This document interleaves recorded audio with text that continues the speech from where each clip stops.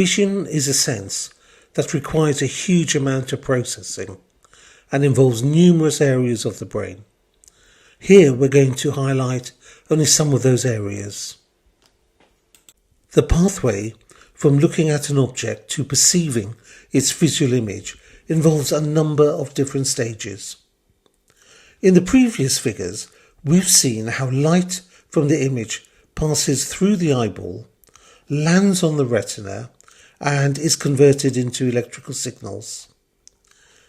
The electrical signals then travel through the optic nerve, and at this stage they have only partly been processed by the retina, but still require a lot more work.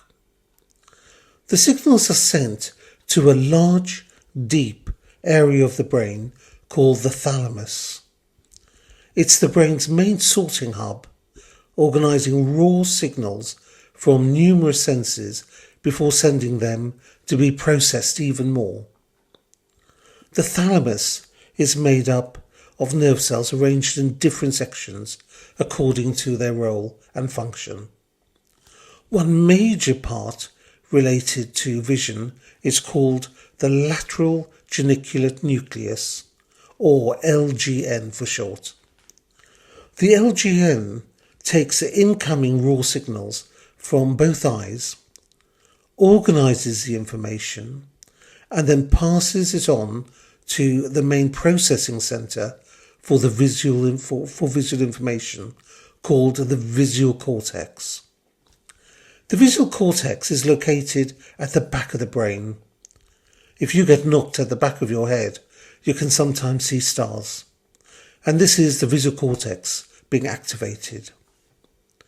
The visual cortex starts decoding the signals from the LGN into things like shapes and lines and edges.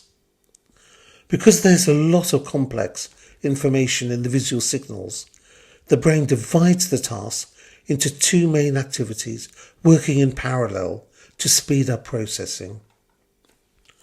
One pathway is the WHERE pathway, which tracks motion, depth, and where objects are in space. The other is the WHAT pathway, which recognises objects, faces, and colours, drawing on memory. There's obviously far more that could be said about how our perception of vision is brought about, but this introduces the main components.